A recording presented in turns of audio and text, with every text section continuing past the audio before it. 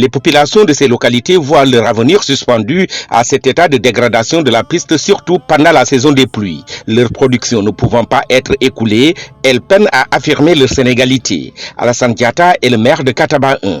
C'est un parcours de combattant pour rejoindre les villages qui sont dans cette zone, appelés de Kataba, Dar Khairou, Koulangyan, Dar Salam, jusqu'à Tambouy. C'est une route qui est impraticable. Impraticable pratiquement. Et pendant l'hivernage, c'est autre chose. Les familles ont des difficultés d'évacuer même les malades au niveau du centre de santé. Et avec l'état de la route là, cette année, on risque vraiment d'avoir des problèmes pour que les problèmes puissent vraiment arriver à Dar Salam. Une route qui brise des grossesses au cours des évacuations et qui provoque des pannes ennuyeuses chez les automobilistes. Cette triste réalité est vécue par les populations des villages de Darou Khairi, Dar Salam Chérif, Koulangyan, Samoulandian, entre autres. Et il y a beaucoup de femmes vraiment qui font de fausses couches à travers cette route là. Bo febaré, Jakarta mo lay génné. Bo ëmbé, Jakarta mo lay génné. Boy dem visite Diouloulou, Jakarta mo lay yob. Consultation pour ci grossesse bi bé tay Jakarta bi la. Boy matu dañuy obligé Jakarta bi yobul. Lolu yépp xam nga benen affaire. L'imam Fall, le président de la jeunesse de Dar Salam Chérif, ce travail symbolique quelque chose vraiment à l'approche de notre grande ziara de Chana Chamafou, on a vu jugé nécessaire qu'il est temps de se lever et faire des actions humanitaires qui pourra aller au sens du développement. Le but immense de ce tronçon d'une dizaine de kilomètres, c'est la principale doléance de cette population engagée à jouer grandement sa partition pour le développement du Sénégal.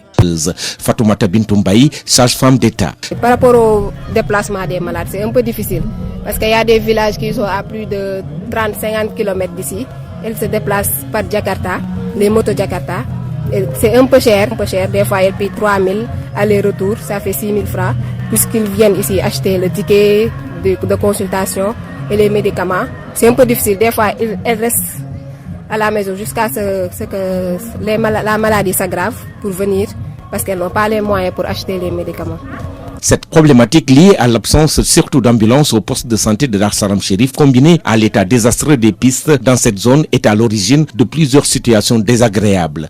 Les femmes enceintes semblent être les plus exposées. Par rapport aux femmes enceintes, on note souvent l'anémie, l'hypertension artérielle, la prééclampsie. Surtout par rapport aux hémorragies du postpartum, ça pose problème. Si elles ne prennent pas leurs médicaments quand elles sont enceintes, après l'accouchement, elles peuvent avoir des hémorragies qui est une urgence obstétricale.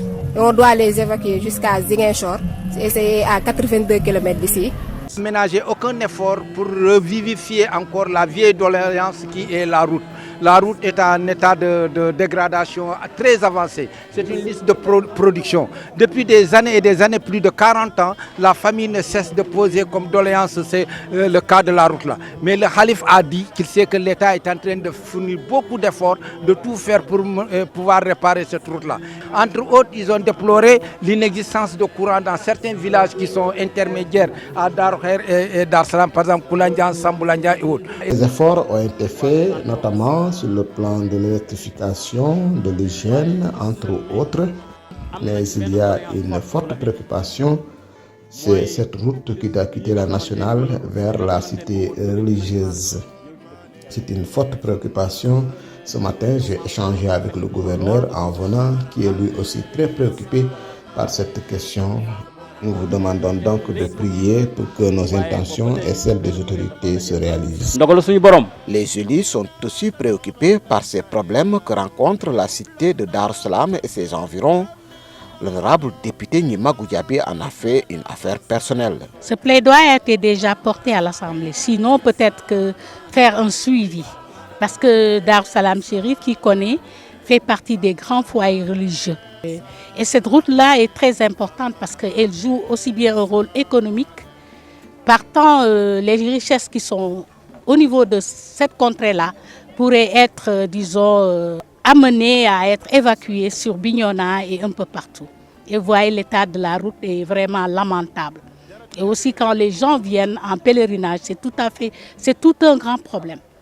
Un axe vital, un souffle de vie pour toute la Casamance. Mais regardez, Ce que nous empruntons chaque jour n'est plus une route, qu'on se dise la vérité. C'est une plaie profonde, une douleur asphaltée, un chemin de fatigue, de danger, d'abandon. Cette route, c'est celle que prend tout le monde, les commerçants, les écoliers, les malades. Monsieur Yankoba Diémé, ministre des Infrastructures, des Transports terrestres et aériens. Depuis votre nomination, nous voyons les efforts que vous déployez. Nous entendons votre vision, vos ambitions pour moderniser les routes du Sénégal. Et nous vous respectons pour cela. Mais aujourd'hui, la Casamance vous appelle. Parce qu'ici, ce tronçon n'est pas un simple ruban d'asphalte. C'est un lien vital. C'est notre souffle économique, touristique, social. Et aujourd'hui, il est en train de se briser. Chaque jour, des camions s'enlisent. Des familles sont secouées pendant des heures. Des taxis refusent même de faire le trajet. Des vies sont ralenties, parfois même mises en danger. Parce qu'aujourd'hui, les ambulances prennent 2 fois plus de temps pour atteindre l'hôpital d'Oussouye et même de Ziguinchor. Alors que cette route devra rapprocher, elle isole, elle blesse. Monsieur le ministre, Casamance compte sur vous. Redonnez à cette route sa dignité. Faites de cet axe un symbole de votre engagement. Nous ne demandons pas un miracle. Nous demandons simplement une route digne de ce nom et de pouvoir avancer